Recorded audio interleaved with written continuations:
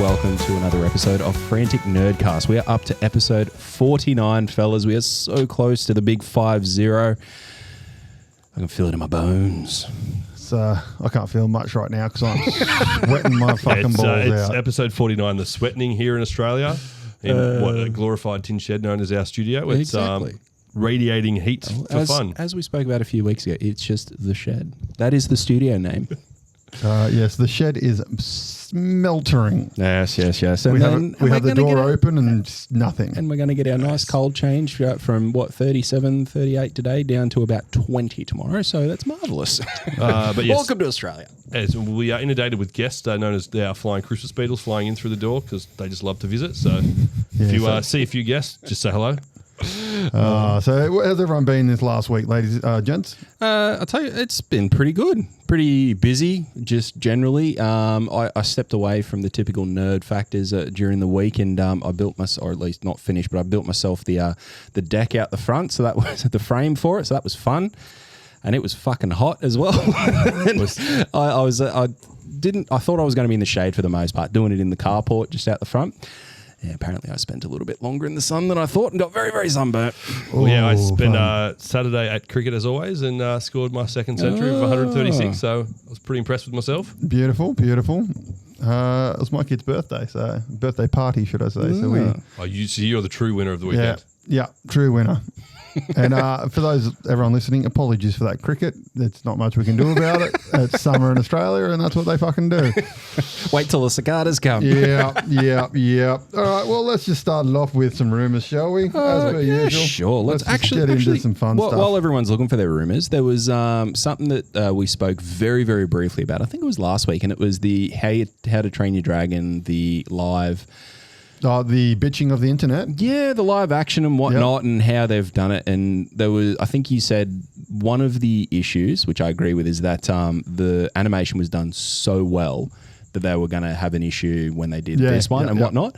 I went and watched it. I think my opinion is that it's not so much that the animation was done so well, it's that Toothless looks the same. Like they haven't done anything to sort of shift that away from an animation. He still looks animated. He doesn't look realistic. Like I know that it's not an easy thing to do because it has to be an animation or CGI of some kind. But you've seen how many dragons now in countless movies that have that realistic look to it where he 100%. Still has that rounded, animated sort of cartoony look. Yeah, I think, and it wouldn't be easy by any extent because they've got so many different types of dragons and whatnot through there that they're going to have to do something for.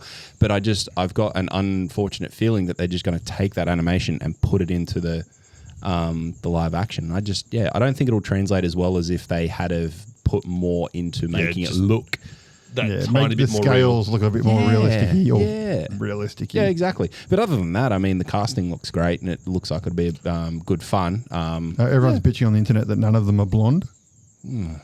Because Nordic people, and they're like, it's a fucking movie about dragons. Settle the fuck down, people. Exactly. And from memory, I don't think many of them are blonde in the I think the chick was, and the big dude was. Well, there you go. We like to be equal. Okay. Am I staying away from Arcane rumours and tidbits until we talk about Arcane? Wait till we get to there. I'll go down that rabbit hole then. Big Bang Theory spin-off Stuart.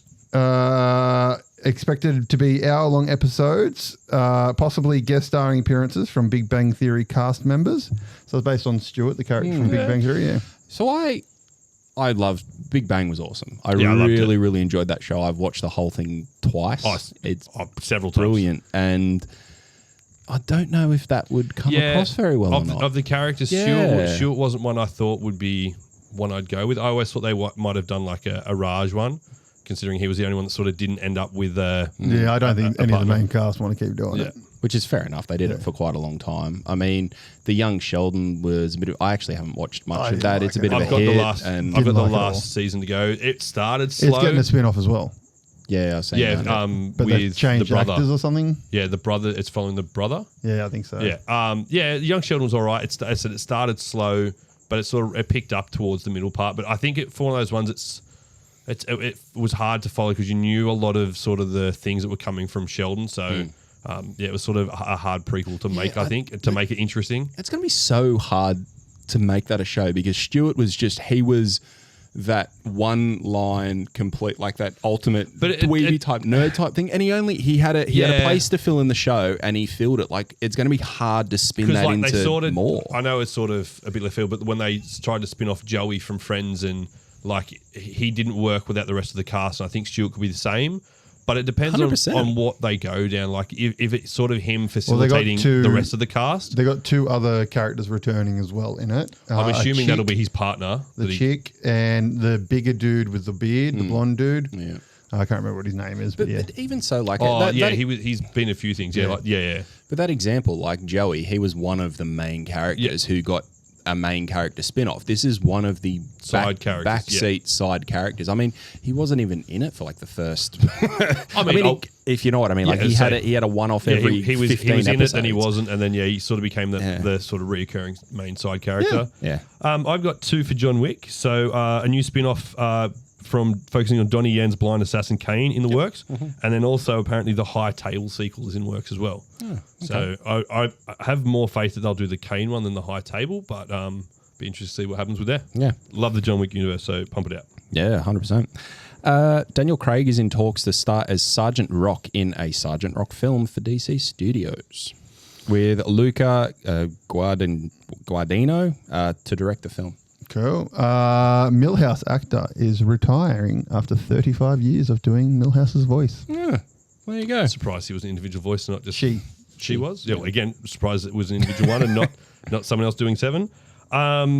The updates on the Young Avengers, it's being dropped and changed into the Champions as the actor's no longer young. Yeah, I did say that. And it will be a TV show. This is mainly based on the fact that the Marvel bombed at the box office, so they're taking it straight to TV. Yeah, fair enough. Oh, look, I'm all for it. I still think they could get the Young Avengers out. Yeah, I get they're aging, but you could use, like, start it as Young Avengers and merge it into something, I think. I mean, young is a term these days, considering Robert Downey Jr.'s 50-odd something, nearly 60. So, even if they're nearly 30, they're still young. Yeah, it's all relative. Star Wars Visions returning in 2025 for a 3rd season that returns the spin-off to its anime roots. I saw that. Got 2 here. Alien Earth confirms it takes place 2 years before the first movie, and it's a TV series for Alien, if you didn't know. And as part of that, next year we're getting a horror TV year. We're getting Alien Earth. We're getting Welcome, Welcome to Derry. Crystal Lake, the series, and Wednesday season 2. Yep. I did see that. Looking forward to the Crystal Lake. It should be good. This is one I want your opinion on because I don't know much about Master of the Universe, but Idris Elba is in early talks to star at Man at Arms. Is that a good casting? I mean, Idris Elba's pretty good, but I don't know the character, so. I think his voice would resonate with no matter who you put him in, to be honest. Well, this isn't a live action Master of the Universe, so it should be good. So we've had a little thing from James Gunn. He explains why the DCU won't focus on Batman and Superman's origin stories. So he's not... we've seen it 5 million times. Exactly. So he's not telling them any again, and he just wants to sort of move on with their other stories because we've all seen it and we all know it. Now, my only thing in regards to this is, yes, we've seen it. We've seen it several times because we've grown up with it. What does that mean for the younger generation? That would be the only thing that I would say. I agree with that, but at the same time, I still think their backgrounds are so well known even to younger generations. I think as long as you put in like the first time they appear, if you have some sort of like 5 or 10 minute sort of... You don't even need that. But you don't need it. We've seen it a million times. Look at Spider-Man. No, I was just going to say more so... Spider-Man didn't have his origin story in it. I'll say more so probably for Batman and Superman, just so you know what version of Batman we're getting. Only because I know there are a few differences in the past story, but his only background's pretty much the same in every... The only real difference is the who. Yeah. Like who shot the parents and whatnot. Or if you go to the Flashpoint where Bruce died instead. Yeah. But anywho, I thought that was good. The other thing I did actually see from James Gunn was his little dig at Marvel Studios, which was we will not announce anything or greenlight anything until the script is finished, unlike Marvel. Poor little boy. He's a little bit pissy at Marvel because they fired him and then hired him back. There's also talks now that the Batman Part 2 script isn't finished yet. So I hadn't seen that. Yeah, it's something I saw. I thought they were already filming. Well, and that was part of the reason the script wasn't finished. And then something along the line of, so Matt Reeves was hoping to start shooting sometime next year. The script is not finished, and now Pattinson has committed to Christopher Nolan's next film, which is planned around the same time as Batman. So the film could be delayed till 2027. Yeah, right. But I said all the rumors as I said before, had seen before, was that the script was finished and they were ready to shoot. So yeah, that's what I thought. That's definitely what I thought. Alrighty, so I've got one. We've got Deadpool vs. Spider-Man officially announced by Marvel. Yes. Here you go, guys. I've got one for you. This is official. I've heard it directly from Marvel. Batman is coming into Marvel. It's official. It's from Marvel. Believe me. It's on the internet. Believe me. So my next one is Batman. Absolute Batman, #1 highest selling comic of 2024 with around 4 million copies sold. Mm-hmm. So my next one is about Absolute Batman. It's #1 comic of 2024. So what do we got? Let's get past them all. Netflix confirms that Stranger Things Tokyo anime spin-off is in development. Yeah, right. That'd be interesting to see an animation of that. Just read more of this. I'm not sure this is actually real now, which is upsetting. 90% of the shit we read is not real, mate. The Ninja Turtles and Naruto comics officially out. So yeah, that's real. Oh, it is real. Yeah. That's sweet. TMNT Naruto crossover comic miniseries officially released. So I'm looking forward to reading that because that'll be cool. I mentioned ages ago about a solo leveling movie coming out. It's out now. It's coming out next week, or no? Actually, I think it did come out. Yeah, maybe even today, like we're recording today or yesterday or something. It's just a rehash of season 1. Usually, a lot of the animated movies are, or they'll release a movie which is like the first 2 or 3 episodes of the next season. So this one is literally a big old rehash of season 1. So most of the there we movies, go. yeah, I got hyped to go see. They're pretty much a full season crunched into a movie to pull out all the shit that doesn't need to be there. Yeah, I got hyped to see a Demon Slayer movie at the movie, so I realised it was like the last episode of the previous season plus the first 2 of the next one. I was like, I'll just wait and see it on TV. Yeah. What do we got? Netflix live-action Scooby-Doo is in production. Cool. Okay. Reacher Season 3 has a big update. Alan Richardson confirmed in an interview that Season 3 of Reacher will have a much darker tone. Filming locations will expand to new international spots. Reacher's iconic tactical mind will be on full display in Season 3 as he faces a new series of dangerous threats. Nice. He's already signed on for 4 and 5, I think. I thought 3 really and need to 4, watch but it. it could be 5 as well. Batman Beyond, The Next Night, is the next game in the Arkham series. Yeah, you've done that one a couple of times, mate. Yeah, well, I like to remind people. Yep, that's what I thought. Disney Twisted Wonderland seasons 1 to 3 have been announced. Season 1 is scheduled for October 2025. So this is a Japanese mobile game based on Disney villains who are like in an academy together kind of thing, and it's getting turned into an anime. It looks fucking awesome. Nice. Gabriel Mucht is suiting up once again. He's the actor that was in Suits, obviously, is Harvey Specter. He will appear in a 3-episode arc in the LA spin-off. Nice. Keen for that. I don't know if you mentioned this when you were talking about Alien, but we got the sequel to Alien Romulus coming through. Apparently that's been announced from 20th Century Studios. I think we've mentioned that before. We have? I think. Couldn't remember. Skeleton Crew is coming a day early on Disney. So rather than coming out on the 3rd, it's coming out on the 2nd. Oh, look out. Yes. Look out. That's Mondays? That's a Monday, isn't it? Yeah. I think it is, Monday. Ryan Reynolds' production company is making a Mighty Mouse film. Cool. Okay. Fair enough. Remember Mighty Mouse? I'm trying to think. I know the name, but I can't picture briefly it. have It's something like in a my mind. cartoon from like ABC days way back in the day. Yeah. At first, I had Batfink in my mind, but no. I'd love to see a Batfink movie. That'd be cool. Enola Holmes 3 is apparently moving forward at Netflix. Who cares? I don't mind it. Yeah, I didn't mind it The either. second one was a pile. The first one was good. The second one wasn't great. The second one wasn't. It definitely didn't hold up to the first, but a bit of TV. Fans reject Captain America 4. Test screening, more changes. Woo. Comes out in what, a month? Yeah. My last one is Now You See Me 3 has finished filming. Nice. Excellent. We spoke about Clayface getting a movie last week, didn't we? Yep. We may have spoken this one, but Fantastic Four confirms Julia Garner as Silver Surfer. Yeah, that's been confirmed for a while now. Yeah, well, that's me done then. I've only got Arcane shit left. I and mean, I'm it's excited. finished filming now. I'm just excited for Arcane, so that's fine. When are we talking about that? We can talk about it now if you want. I thought it was for next week. That's fine. I'll do that now. I'll talk about this week. I'll talk about next week. I'll talk about it the week after. Let's do it now. All right, let's talk about Arcane TV shows. We're going to talk about Arcane. All right, so Vox Machina was a great show, wasn't it? Fuck Vox Machina. All right, Arcane. just fucking yes. It was so good. I rated this so highly. I actually went back and watched the last episode of season 2 before I went into season one. Sorry, before I went into season 2. If you haven't watched it yet, I highly recommend going and do that. It sets the tone for where it goes into the next one really, really well. And it fucking starts and it fucking goes. So the animation from start to finish is just spectacular, especially some of the stuff with Victor towards the end. Like I said, there's several memes. Spoilers.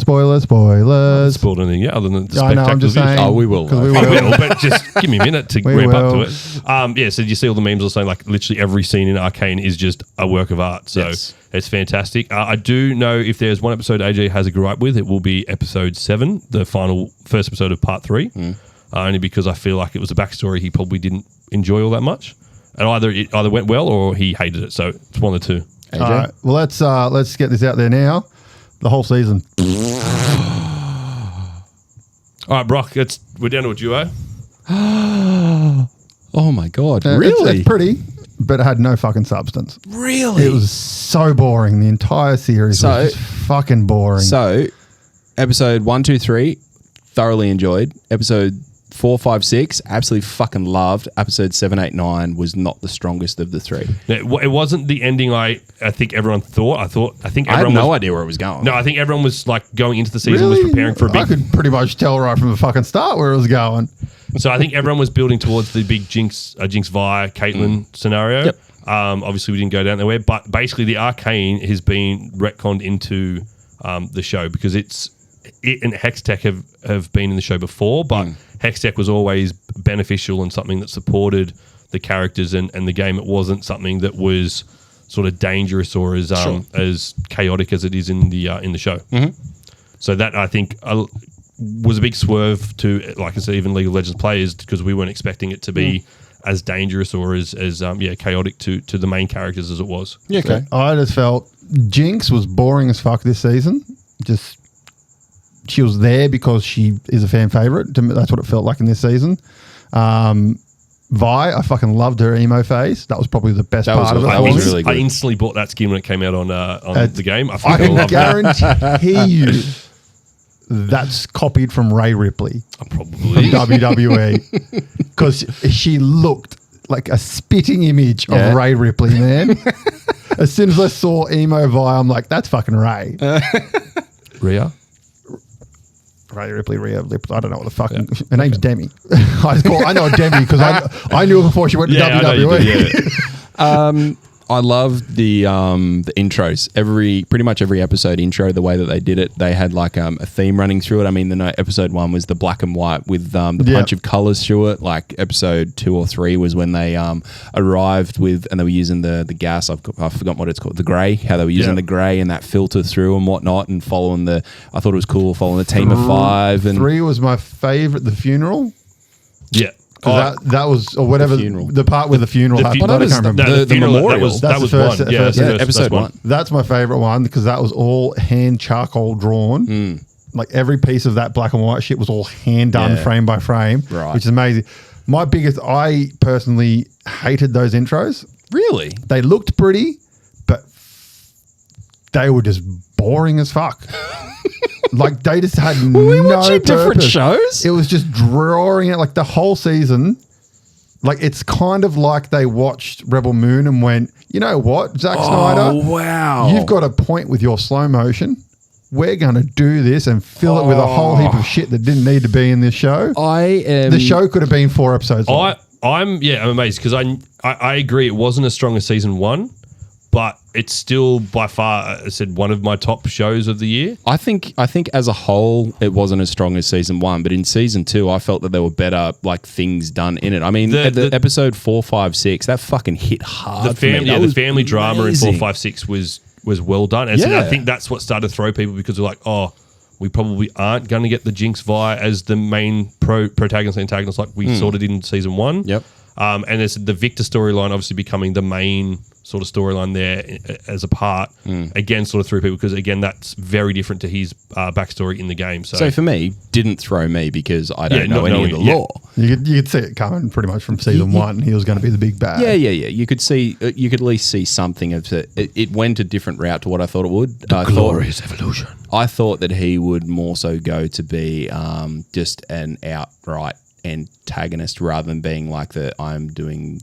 He sort of was put forward as a protagonist doing the antagonist thing, if you know what I mean. My favourite part at the end was how they're like, you've seen the man in the cloak in the alternate world. Surprise, it was Victor.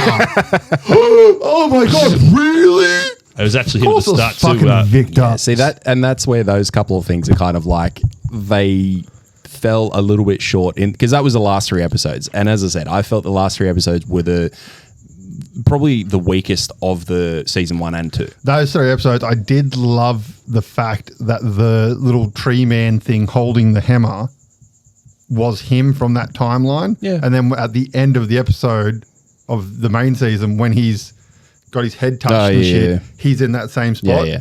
I was like, that's pretty cool. That's good. The call throughs were pretty good in that regard. The whole fucking Charles Manson camp kind of didn't really need to be there for what it eventuated to. Like the battle, like that battle could have happened anywhere. The whole droid thing of them turning into droids could have happened anywhere. It's kind of like they just wanted to fill a little bit of an episode. Are you talking about the one in the very end, or are you talking about the one that happened like at the camp, like towards the end of episode? I think it was 5 and 6. Yeah, those ones. The Charles Manson camp. See, I thought I understand what you're saying about the Manson camp thing, but I thought those like the battles and whatnot that happened there, they were the battles were good, but I'm saying they could have happened anywhere. Sure. Like you didn't need that episode setting up the Charles Manson camp. Though, I suppose not actually mean anything in the end.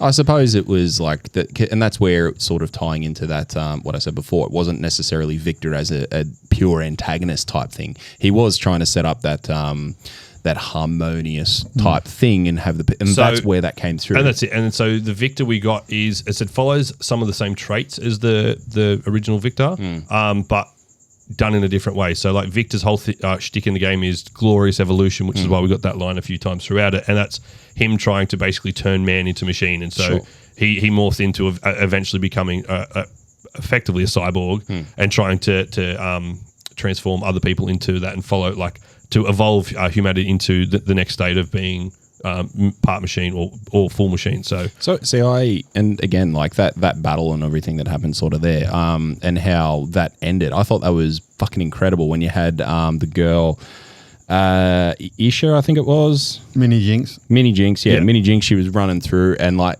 literally the way it got me is she started running and I was literally drawn straight. I'm like, fuck no, she's going to do it. Like I was literally on the edge of my seat that whole time, which is what is baffling me. No, I knew that was baffling me. The moment they introduced that little girl, I'm like, she's going to die. Yeah, but like even having that thing in the back of your head, you've still, like for me, if I'm watching something like that, I'll try and hold out that it's not going to happen. Even if I've got that inkling, it's like you kind of know where it's going to go.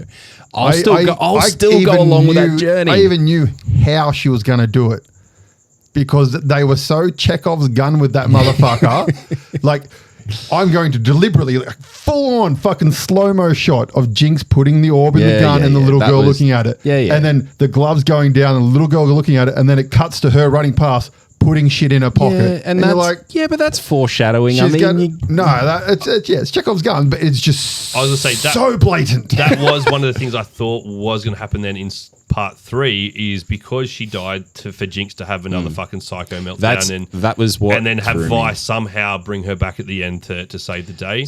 Her not having that and sort of just going back in that depressive state was a bit lackluster. I think that's why the last 3 episodes didn't hit as hard for me, is because I expected that as well. Like, especially when she locked Vi back in the jail cell and got out. Like I was expecting something big to come, and especially because she cut her hair. Yeah, I wasn't a fan. And even I love that costume. That was fucking awesome. like, because I mean, with Jinx, like everything that happened with her, like I loved the way that they were pushing and pulling with her emotions and whatnot through the whole thing. Like she was in clear torment with who she was meant to be, and I think they just sort of got to a point and just forgot about it. Because at the end of episode 6, there's an amazing like ending to where after Victor gets fucking blown to pieces and ends up in that little orb thing. He comes through and says, what does he say? He says, that which inspires us to do our greatest good is also the cause of our greatest evil. And the way it's sort of said in that, like that tone and whatnot towards the end are really slow and drawn out. And then the gear that he had fell on the Jinx side of the gear. You're like, fuck, that's setting up some good shit. And they didn't use it. Yeah, links to her doing something good with the little girl, and then obviously the little girl dying leads her to have that negative reaction that we didn't get. So that was a downside. I know, so my mate Sam just thought the antagonist this season lacked a bit compared to like Jinx and Silco season in the first season. And Buster to me was underwhelming overall. I think that's because for being an antagonist of such a big show, she's a new character. Oh, so she annoyed the fuck out of me. She's a new character in the game, and such a boring character. Yeah. So who was that? Sorry, Buster, the main Noxus general. See, the daughter, the witch, or whatever they call them in the show, the witches. They should have been a major part of this season. I feel like that. The Arcane witches were a much more interesting story. That's going to be the next show, I'm pretty sure. So that leads us... But then Jesus. Yeah, so that leads us into like the rumors and things coming. So next year, the new season of League is going to have a Noxian theme to the map and everything. So you'll be playing on like a Noxian theme map every game, and I believe that's where the next season's going to be. Yeah, next one the next Noxus show. Or something. Yeah, like Noxus, and then we'll have an Iona one. Ionia's it's already been in production for a year and a half. But so Noxus, I'm fairly sure we're going to have it following the Black Rose, which is obviously what Umbassa and Mel were. Well, they've already announced the 3 places. One's the Ninja place, Ionia, Noxus, and Demacia. Yeah, those. Like I just said. Yeah, those places. But yeah, and then so a big character will be Swain.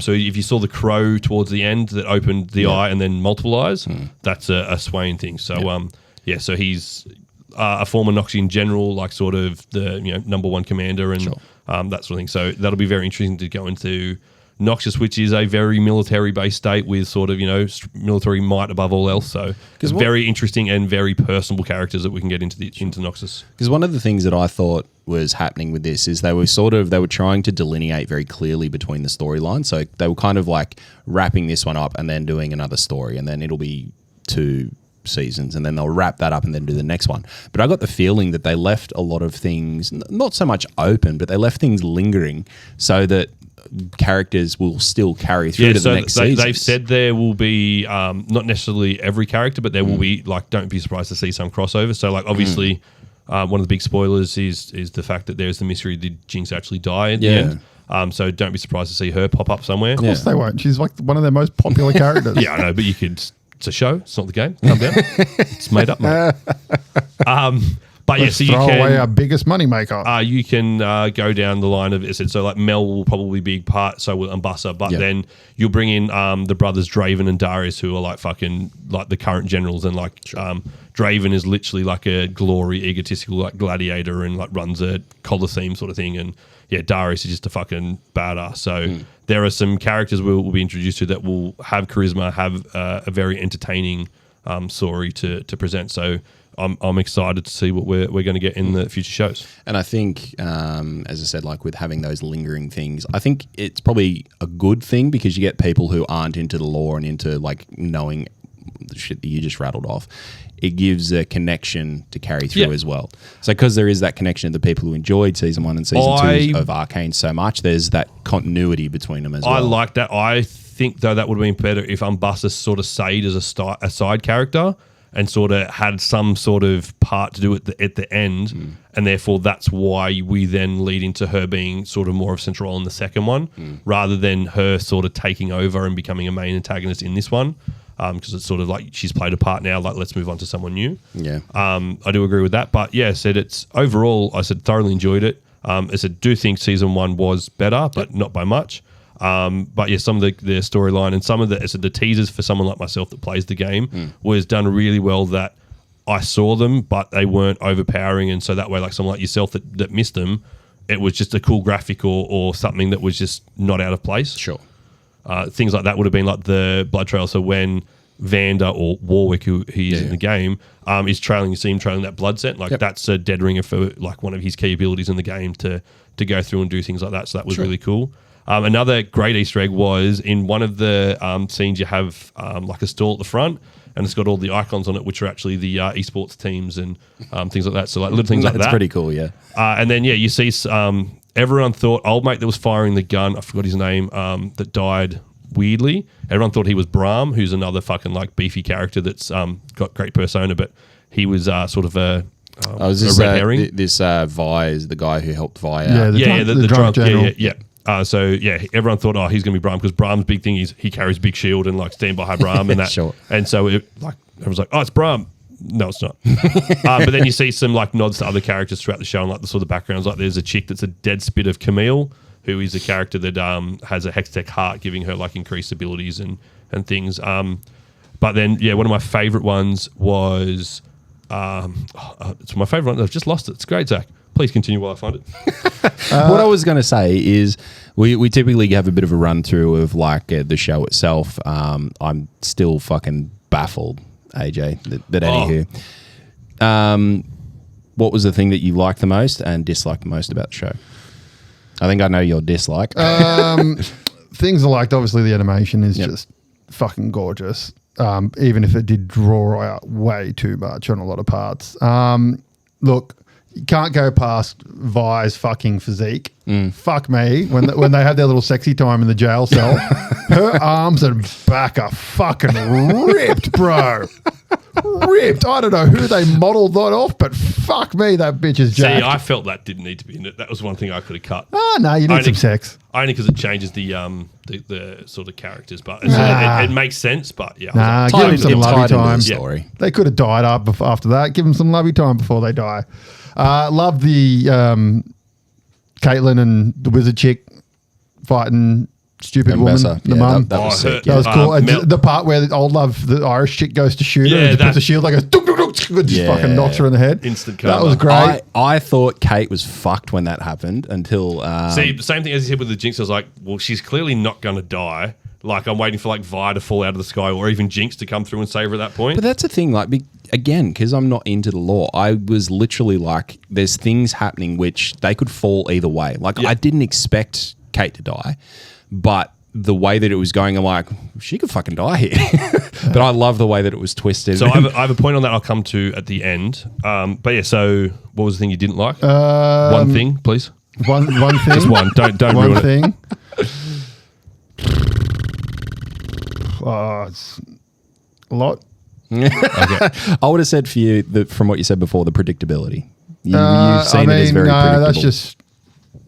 That's just mere writing. Like, it was a great show, don't get me wrong, but there was just so many things that were just like, and I just found myself really, but to the point where I'm like, I don't even want to watch this anymore. Ugh. Like, I was very, very tempted to turn it off multiple times. Wow. Okay. Moving on. The last two Easter eggs I was going to talk about was Oriana being singed, Singe's person in the coffin. She's, again, mainstay character, clockwork, Hextech person, so it makes sense that that was her. Oreo got singed? What episode did that happen in? Oriana. Oh, Oriana. I thought you said an Oreo got singed. No, so that's a part of League of Legends? Singed is the chemist that cooked up the shimmer and all that sort of stuff, and effectively, master-handed all the shit that happened in the show. Ninja Doctor. I wouldn't call him a ninja, but sure. Well, he's got a ninja mask. Okay. But yeah, so his person in the coffin is Oriana, who is in the game is a Hextech clockwork golem sort of looking thing. Sure. So that was a cool nod. And the other one was Echo getting his Z drive. And the way they enacted that was like basically how he was introduced to the game, with rewinding the time every 4 seconds and him continuing but still maintaining some of the damage, so effectively showing that. That was a cool scene. Was cool. That was a very cool scene at the end there, where he's like just kept trying to grab it and grab it and grab it. Even the first one when Heimerdinger got fucking exploded, you're like, oh shit. It's 4 seconds. Why? Just trust me. So what I liked is, I'm just going to say the Easter eggs, because I liked all those sort of subtle nods to the League that they said was done well, that I could get it, but not important enough to the show that people that didn't watch the game were left wondering. I do agree with that. There were no, hey guys, look at this. Look at this pretty thing. Nerds love us. I mean, we get it, Marvel. We get it. And then, so my negative is probably the fact that some of the show is overriding the game.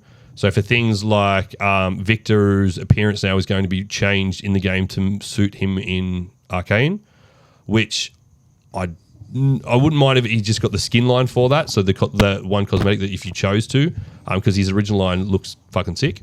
And other things happening in the game that in the show that would change the game, or vice versa. So like the show is the show. So I don't mind if they do kill a character, like if Jinx did die or Caitlyn did die, because it's the show. It's based off the game, but it's not the game. So keep them separate. Yeah, so like that way you do open yourself up to do a few different things. Like, not, I said, you'll have league fucking nerd rage if you change things too much, but you know, it's a season, it's a one-off thing. Like it's not, it shouldn't be the game history or league lore. It should just be its own thing. So. Sure. All right. For me, just the ending to episode 5 and 6. I love those two, like both of them, the final scenes, how Vi discovers that it's Vander, and then you don't know sort of what's happened, and then Jinx is slowly walking over with the match. Ends with a little, oh, he's your dad too, and they embrace and whatnot. I thought that whole scene, the way that came together was really sweet. Mentioned it before, but the same with the ending of episode 6, how the mini Jinx goes running through slow-mo, shoots. Yeah, you yourself. And the dislike for me is just the way that it rolled from episode, like part 2 into part 3. It just didn't connect very well whatsoever, and I think it just made the story far less impact. Yes, I think if Jinx had her psycho moment in 7, 8, 9, I think that would have fixed a lot of that problem. 100%. As I said, but yeah, and as many people said, Echo was the savior of the show, effectively, which he was. Without his E-Drive, they would have all evolved. Indeed. Into Blastoise. Sure. That would be pretty cool. But yeah, Blastoise right at the end, they all become Pokemon. And then that's when fuck, you really didn't like it, did ya? That's when Nintendo announced they purchased League of Legends. Oh god! And they all turn into just a Pokemon in the game. There are concerns over the next season moving forward that the animation company, I'll get the word right, Fort Rich, whatever it's called. No, they're a French company. Yeah, but they apparently may not be as heavily involved in the next seasons. But there is all talk they're not. Good change the art style completely, in my opinion. But yeah, there is also talk that's because they're not. There's going to be the live action league show coming out, so that's why they're not involved, obviously, because it's live action. But then also apparently there's 2 Riot board members on their board of directors, so I'd say they'll be involved at some point throughout the future. So I reckon change the animation style with each different show. That'd be pretty cool. Differentiate them. See, I wonder if that's possible when you do have the characters following through. Like I said, but in saying that, I said because Noxus has a very different theme to Piltover and Zorn, it's very that military dystopian sort of vibe. The animation's amazing. The ninja one's doing an anime style. Yeah. Another one doing a fucking Saturday cartoon style. Well, see, I feel like it'll all be 3D. I think it's going Noxus, Ionia, Demacia in that way. I would have gone Noxian, Demacia, because Noxian and Demacia are sort of the two main powers that are sort of I would have as well. that sort of oppose each other. So I would have gone that way and then I would have went Noxia first, personally. I just think Noxia. Mate, I didn't put shit on your Gundam. I was supportive. I asked positive questions. I put shit on it. I'm saying I would have went Noxia first, personally. I think the correct term at the moment is that he's going fishing. Yeah. Oh, we got a big one. Alrighty, on to the next one. Packs. Sorry. Packs. Which packs? There are packs involved, yes. How many packs do you want to give Arcane thing and do? I'll give it 7.5. I was going to say you were going to say 7. I would have given it 8.5 if the last got that better connection towards the end. Hit us. Come on. How low are you going? 4. 9.5. I think the only thing that stopped me giving you 10 was missing the Jinx explosion at the end. Cool. Other than that, yeah, it was fantastic. I would have given it 3, but I give it a bonus point for the art. Because the art is masterpiece. It is very pretty. The story just let that motherfucker down for me. Very much. I love the story. I couldn't be more opposite to you than this one. Okay. On to the next one. We're going to have a quick chat, and hopefully we can not drag out too much in this one. But Vox Machina. Loved it. My one big gripe was Which means AJ hated it. No, I loved it. my one big gripe, which is I don't know if any of you noticed it, and I think maybe it was to do with an injury. The more I thought about it, but there was a lot of fucking left hand shaking at the end of the last episode, and I didn't fucking like it. It fucking threw me. That was You've my heard it main here gripe. first, ladies and gentlemen. Zach hates left-handed people. That is your gripe on the show. It's fucking Fuck. excellent. I fucking love the show. I think my highlight of the entire show is just The left-handed shaking. no. This is a rock. Did This is a rock, and this is a rock. fucking hell. I loved it. I thought that was fucking that, and the part where they're being chased by the giant monster in hell, And then he's trying to get directions he or whatever it turns is. around and he just starts yelling, "You gotta fucking get it!" And the little dude's like, "How about you don't piss off the giant monster that's coming after us, chasing after us?" The one-liners are perfect from him. Oh, it's amazing. yeah, What is it? The one with the little toy weapons in one of the earlier. Have you seen one of these toy weapons before? And then he's running after the other guys on pew pew pew pew pew. It's brilliant. I loved and it's one of probably my favorite ever sort of animated monster battles was the one between the ice dragon and the devil's bodyguard as they come out of hell. That was fucking amazing. And even they said Grog there going, "Oh, this is awesome," and then something like goes past his head like by missing by 2 minutes. Maybe we should get back there. We're too close. But yeah, I fucking loved it. Liked how everyone in the show got their hero moment throughout, especially throughout this arc. Except for Scanlan. No, he did. He was barely fucking in the show. He got his moments, but What was his moment? But I'm saying it not so this season, but like in the whole Conclave arc. Sure. I mean, considering like the whole first season was about him. I thought we were just talking the last bit, but that No, throughout the arc, everyone got the hero moment, which was pretty cool. Sure. But yeah, so there's not really much I didn't like, and I liked how it wrapped up the story, but allows you to go forward with another season. Obviously, I'm assuming there will be. They've already announced season. But yeah, but Season 4 and 5. I wasn't sure about 5, but They've been definitely 4. I'm pretty sure they've been picked up to season 5. I'm assuming it'll have something to do with Vax, obviously resurrecting Percy and having that sort of. I don't know if that'll be the main, but it'll definitely be one of those. I mean, I'm sure we can find out just going on the internet, considering it's all like 10 years old. Yeah, exactly. But like that. I know Grog gets the deck of many things at one point. You've said that so many times, you just can't wait for him to get it. He ends up getting sucked into hell, and they have to go into hell and find him. Yeah. And it was in a live episode, and eventually they find him right at the end, and he comes in, and they're fighting some big fucking monster, and he crits. He gets like 3 attacks or something, and from memory, he crits twice. And like that first roll, crit. Second roll, crit, and does like some ridiculous amounts of damage and just kills the monster. And you can just see Mercer just like, what the fuck? But yeah, I think this show avoided the problem that we discussed before with shows like Chaos and things where the show wrapped up nicely. There is threads to go on for another season, obviously like they will, but if it was to be cancelled today, I'd be extremely happy because we got an ending and things like that. Yeah, exactly right. There's nothing lingering. Leaves you wanting more of what's going to happen to Vax, but it's not a crucial storyline that I'm wanting an answer to right now. So. Yeah. I know one of the couples get married soon. Yeah. That's Vex and Percy, I'm pretty sure. Yeah. I loved the battle, like the boat scene and the battle between Vex and Ripley. The gunfight. That was fucking so wicked. good. That was really, really good, that fight scene. That whole thing was fucking so well done. Obviously, the fight between the dragon when they have all the elves and shit gets slaughtered and shit. And that was a pimp Pretty ass full fight. on. I thought the fight against the witch dragon at the end was Lackluster. Yeah, I kind of felt like it didn't need to be in there. That felt like a bit rushed and shoehorned in. It was a good pivot, and that's where I thought we're going to pivot, and that's going to be part of the next season. Yeah, not ending the arc there. For how big some of the other things were, like the fight with Thordak, the ice dragon, Ergomoth or whatever the hell his name is, and then Volgath, yeah. And like for the final one, like ultimately she's meant to be the main antagonist of this season. It just sort of happened. It seemed, I know obviously the characters are getting stronger by getting better items and things, but it definitely felt the earlier dragons were much hardier than the end ones. So Sorry. good job there, mate. It wasn't me for a change. Still time. But yeah, so there's not really much in here I could point out to dislike other than possibly, the end bosses were, again, a bit lackluster compared to the earlier ones. Lackluster. My other thing, I think we spoke a little bit briefly when we spoke about Vox Machina a few weeks ago, is I felt it was a little bit too samey to the other seasons, but I was starting to enjoy a little more of the character. Yeah, the character development is the best part of the show, in my opinion. Yeah. It's by far the best. The fights with the monsters, it's because it's D&D. Yeah. That's the best part of D&D. Yeah, exactly. Not the fighting of the monsters. Well, some people like fighting, some people like the storytelling element.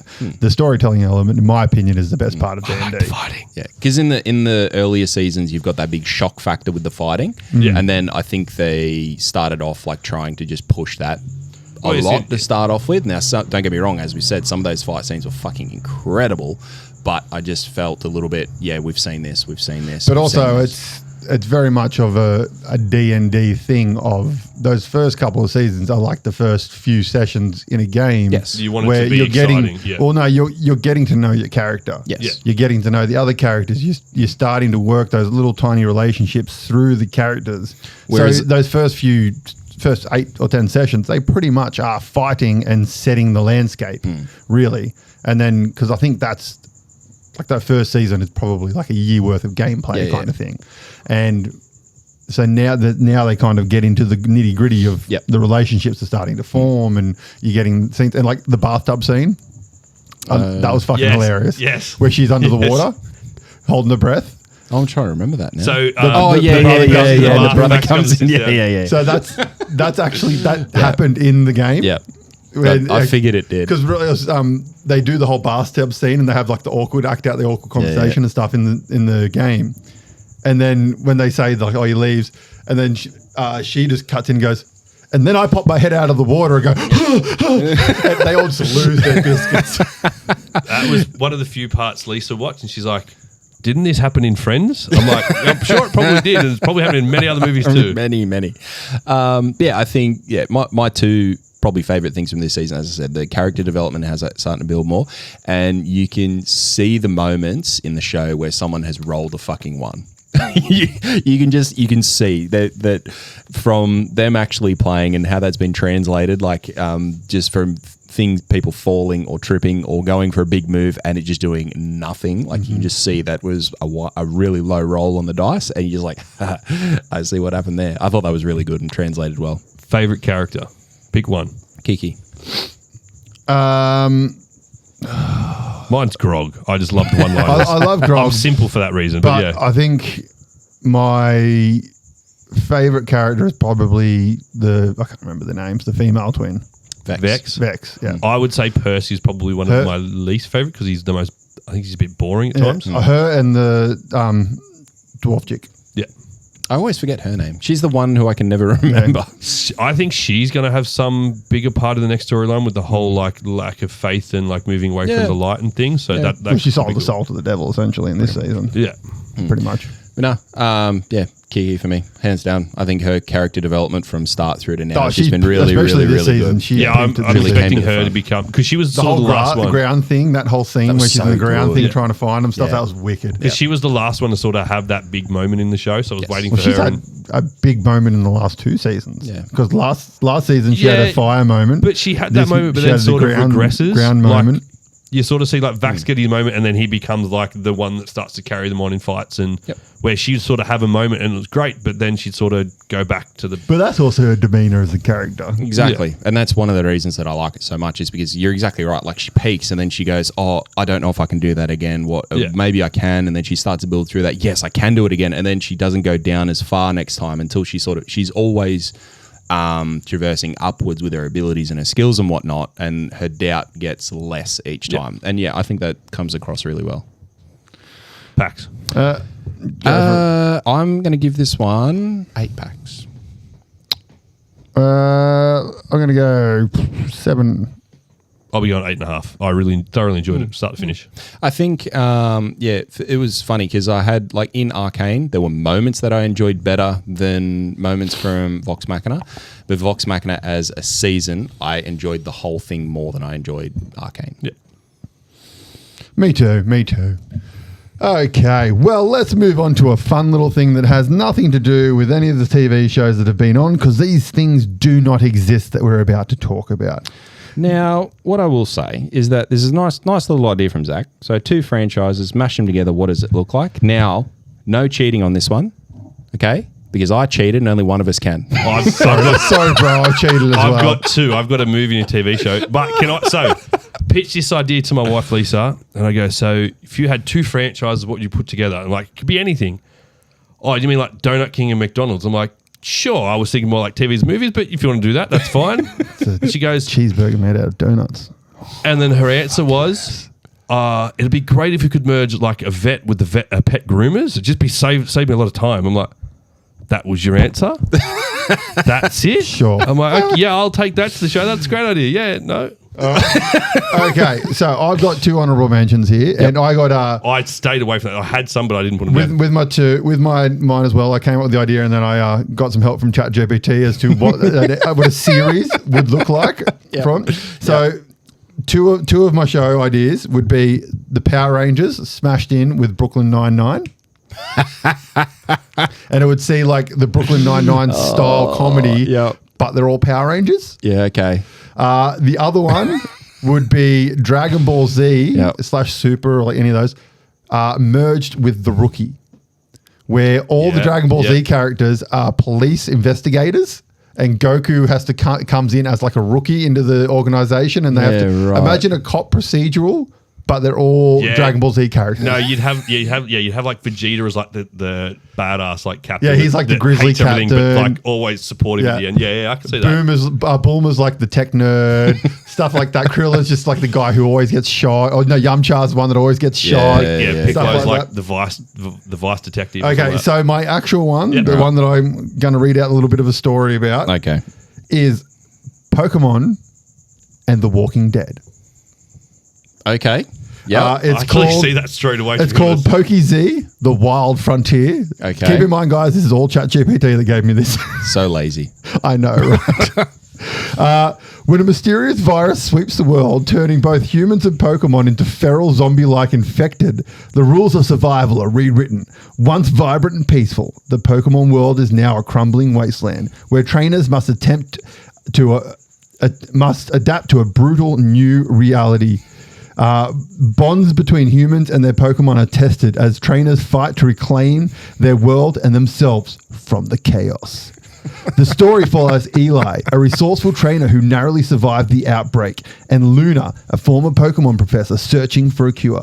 Together, they set out to capture and battle their way through the dangerous territories teeming with infected Pokemon and hostile survivors. Unlike traditional training, these battles are for survival. Wits, strategy, and teamwork are the more important than ever. To keep their Pokemon safe, trainers have begun to modify Pokeballs to cleanse infected Pokemon, restoring their minds while gaining powerful allies for the fight ahead. Catching Pokemon has taken a new... Jesus, where have you gone? Catching Pokemon has taken a new urgency, as some species now possess immunity to the virus, making them invaluable in both battles and research. Along the way, Eli and Luna recruit unlikely allies. Real, an ex-gym leader turned bounty hunter. May, a tech-savvy scavenger who creates experimental Pokeball upgrades. The group travels across shattered cities and decaying forests, facing powerful infected Pokemon, once legendary creatures now twisted into terrifying forms. The stakes grow higher when they encounter rogue factions of humans using enslaved infected Pokemon as weapons, forcing Eli and his team to fight for survival against both human and monster. So it's missing a critical item. What's that? Gym leader Brock. Look, he could be one of the leaders towards the end, like he's revealed at the end. He's old mate that with the baseball bat from Walking Dead. That Regan. Yeah. So TV show or movie for you? It'd have to be a series. Yeah. All right, so I'll start off with my TV show then. Okay. So mine, it's The Office. I had it originally combined with My Hero Academia, but I've swapped it to the MCU just because I think it'd be more mainstream and more people understand it. So the premise is it's a mockumentary sitcom following the employees of a small superhero agency in the MCU. This office doesn't handle saving the world. They handle the mundane sides of heroics, superhero insurance claims, licensing approvals, costume redesigns, and PR crises. Just before you continue, this show exists. Yeah. All right, continue. Does it? Yeah. What is it? It's called Powers. Was that it? It's got Abed from Community in it. Yeah. It's a DC one. It's got Vanessa Hudgenson from High School Musical and Abed from Community. Yep. And essentially they run the offices that like kind of help with the sidekicks and the cleanups and stuff. So this is a Great idea. Great idea. This is a lighthearted comedic with absurd office antics and occasional heartfelt moments. Meaning, yeah. Well, after our episode of Sequelizer, I know who's copying now. Yeah. Well, that's really upset me. So here are my characters. Is it Abed? No, I've just gone with the characters because I was going to get you to fill in because I started to research like B grade or like no name like Doorman and like Squirrel Girl and things to be in it. Squirrel Girl's giant, but sure. So you've got the boss, who's a washed-up former superhero trying to relive the glory days. The intern and bright-eyed superhero Hopeful, who has no powers but is determined to make a difference. The PR rep, the fast-talking spin doctor who constantly deals with awkward situations like a hero's accidental destruction of a puppy shelter. The accountant, obsessively calculating the cost of battles. The veteran hero, a retired superhero who's the office consultant but mostly tells exaggerated stories. And the rogue AI, and a malfunctioning robot assistant built by Tony Stark, now reprogrammed just to make coffee. And then you would have, obviously, cameos from actual MCU things like that. I figured it'd be like a what-if show, sort of thing, something just out there, but apparently it exists. So, yeah. No, it sounds like a good idea. I reckon it could be made into a show. Okay, thanks. Yeah. I think it'll translate quite well. I'm really upset. Yeah. Hopefully my movie's better. So in my cheating, I did 3 things. But once I did all 3 of them, I realized that they could be, because I went to do like a comic, a TV, and a movie, and I realized that all 3 of them could be all 3 of them. Thing.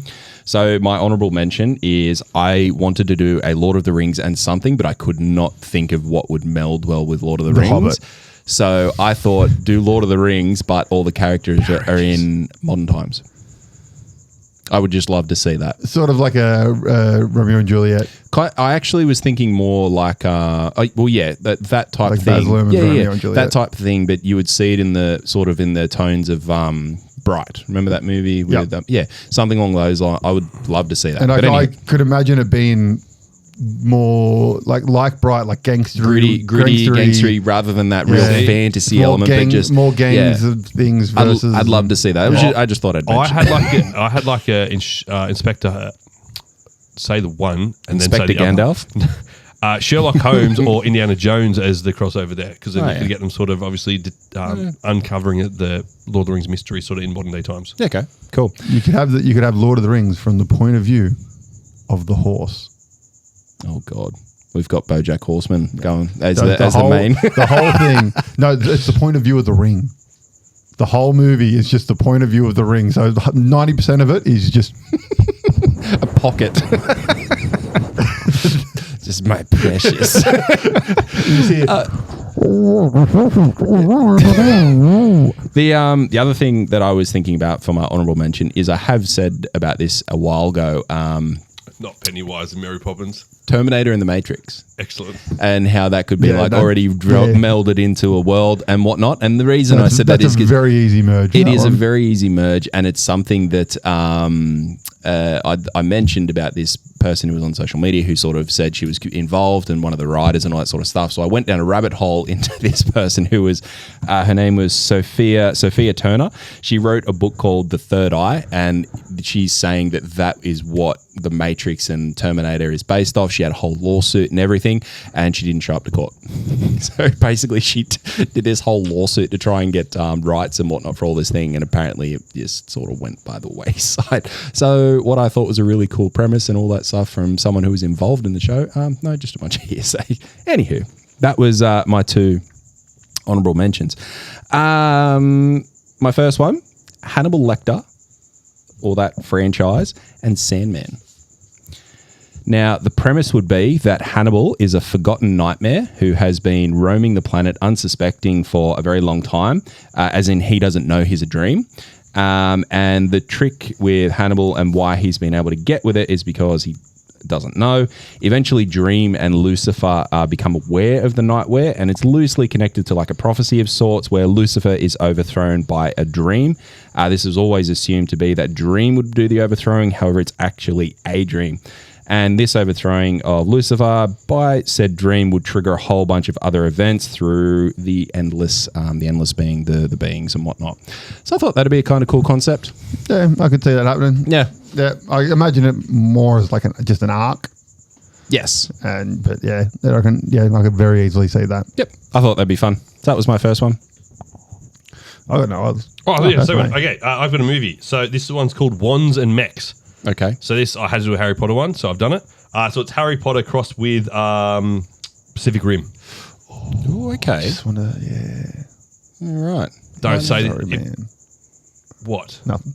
I was going to say. So this effectively goes over. Called Mecky Potter. Pacific Rim, The Wandering.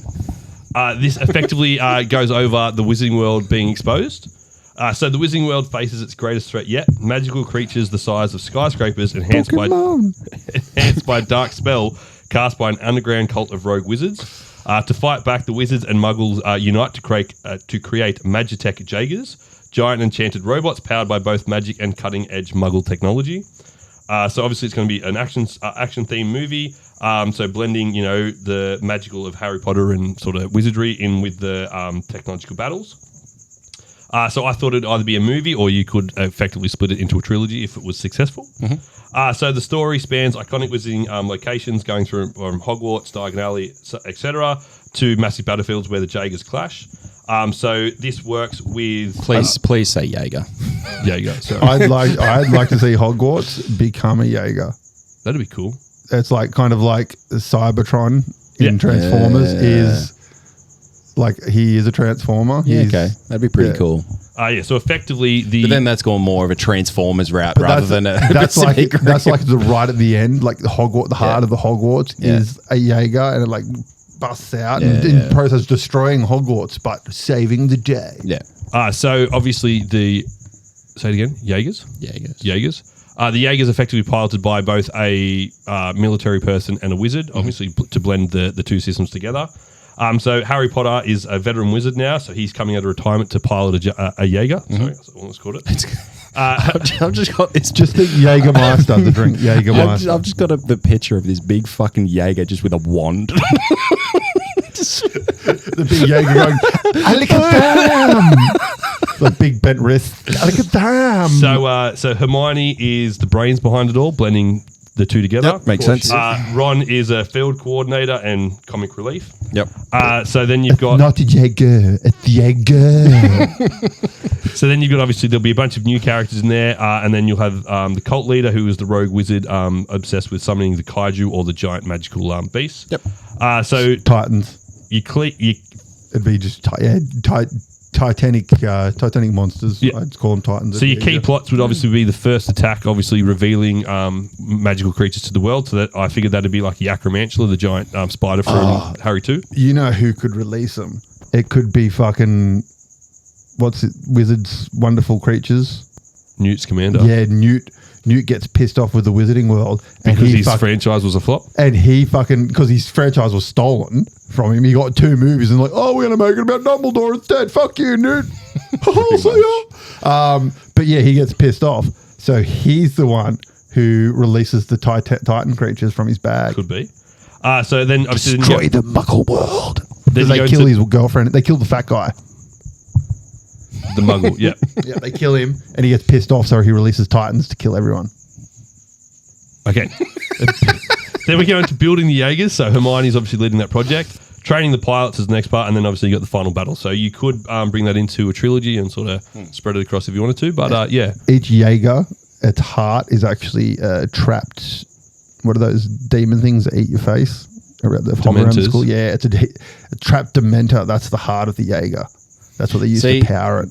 What he's doing is he's using this as his creative outlet now because he used Chat GPT to come up with his other fucking thing. I'm just helping his story, giving it more substance. But that's my second one. Thank you. Very good. Wands and Mechs, Harry Potter, and Pacific Rim. Cool.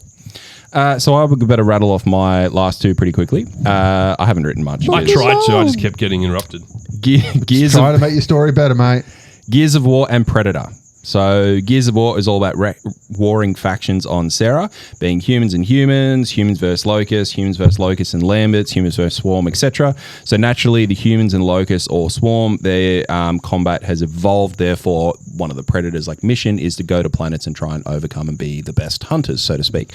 So it gives an awesome setting for Predators to turn up and go against the Gears or the Cog, the humans who are amped up and whatnot from all that warring, and try and overcome them. I think that would be a pretty cool setting for. So it would just be after the locusts have been defeated, or during? No, during. So the idea is that the locusts are there, so it ends up being not necessarily humans and predators. It's humans and predators and the locusts, and they're all sort of still warring against each other. Would there be any mutation between locusts and predators to make ultimate predators? Well, that could you do that snafu that all the Predator movies try and do? If you wanted to do a trilogy, you could go down that route. I mean, there's already don't do it. There's already the lambent factor. The lambent is where humans or the locust can sort of be infected by it. It kind of makes them like a zombified almost. So you could have that, but that happens over time. That's not something that just, I drank a little bit and now I'm a zombie.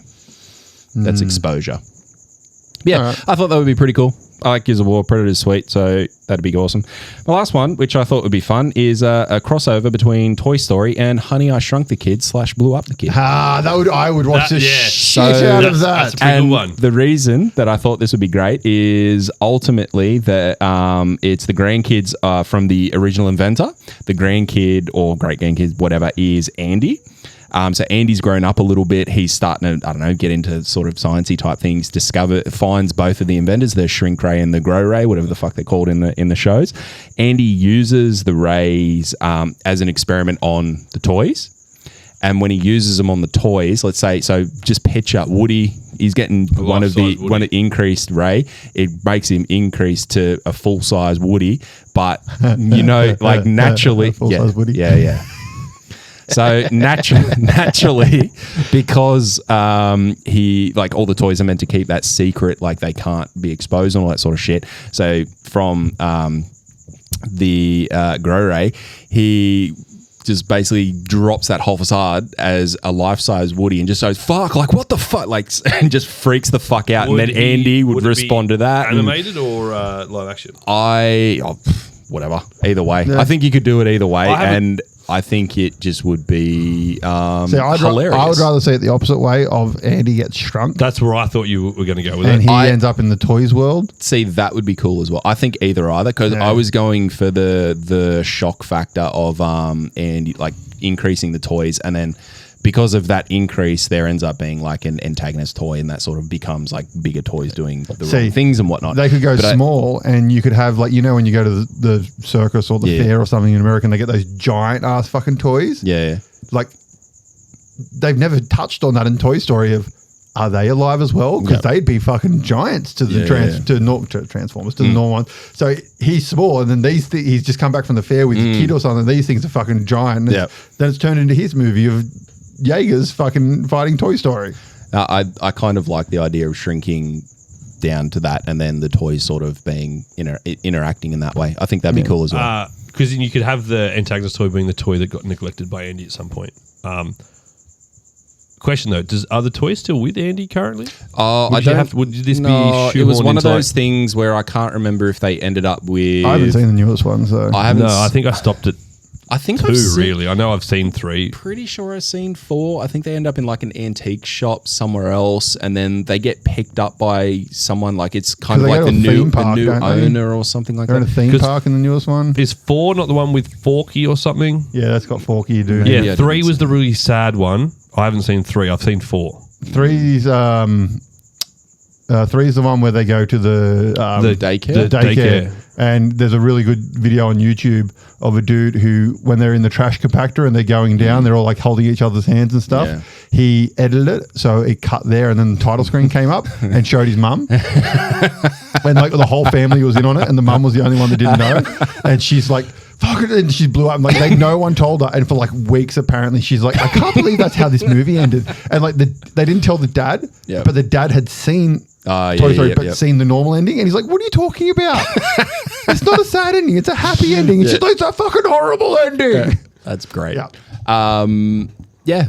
I think that'd be pretty fun. Either way, whether you're increasing your toys or shrinking the guys, I don't think. And I vaguely remember there was a connection somewhere towards the end of either 3 or 4 where it might have ended up back with, or at least some of the toys ended up. I know they're back with a kid. I just didn't know if it was Andy. I thought it was maybe even Andy's kid or something like that, some random thing like that. But in any case, I definitely haven't seen. I think 5's the latest one, or have they just announced 5? I think 5's coming. 5's coming. I've definitely seen Toy Story 6. Definitely seen 3. I'm not sure if I've seen 4. His movie. So, fun fact about Toy Story: Hanks does the voice of Woody, obviously. Every single other instance of Woody you see throughout the world is done by Tom Hanks's brother. There you go. Yeah. Tom Hanks does the voice of Woody in the movies. Mm-hmm. That's it. Yep. Every other instance you see, whether it's toys with pull cords, the theme parks, the TV series, the mini SOs, all that stuff is Tom Hanks' younger brother. Well, there you go. Cool. Learn something new. That's fun. Yeah. I'd love to see that. That'd be awesome. Yeah, that's cool. I'd say that's probably the pick of the bunch. Yeah, I would watch the shit out of that for sure. Although in saying that, I'd watch Pokemon Zombies as well. Yeah, I would have watched that, but I would give you more credit if you didn't use ChatGPT. I was so busy at work and I did it today, so it took me 5 seconds. I came up with the concept and went, here, give me a story, ChatGPT. Oh, God. So that's it for that, but then we've got to announce the results of the painting competition. Lead us away, Zach. No spot here at all. But so in third place was myself. Apparently fixing the eye, painting in black was not a good choice. That's Superman's theme, isn't it? I think so, but it's incredibly off-putting. Yeah. In second place was Brock by vote, leading AJ as the winner. So congratulations, AJ, for winning the first one. No round of applause for yourself button. I'm sure that it's in there somewhere. It's in there. It's just you got to press things to get to it. So I came in a dismal place. Yeah. Well. Yeah, it was your face, mate. Your skin tone. 100% it was the face. Trying to fix his walk eye. I fucked the eye, and then in trying to fuck the eye, I fucked everything around the eye. You made him a different race. Well, now you've got Atrocitus to make up for it, and have fun doing so. I will try and stay away from the face. I am waiting for the message that says "fucking eyes." Just oh God. Well, that's pretty much it from us this week, ladies and gents, and all those others. Next episode will be episode 50. Yeah. I'm excited. Other than that, that's about it. See you later. Let's get out of here. Thanks for joining, guys. Bye. Hey, guys. Thanks for listening to Frantic Nerdcast. You can find all our latest news and information on Facebook or at franticnerdcast.com. You can find us on Instagram at Frantic Nerdcast. Find AJ at Weird Art by AJ. Find Zach at Frantic Kaz and myself at Frantic Brock. Please make sure to head over to our YouTube channel and subscribe for more YouTube-only content like Sequelize It and Plays Games.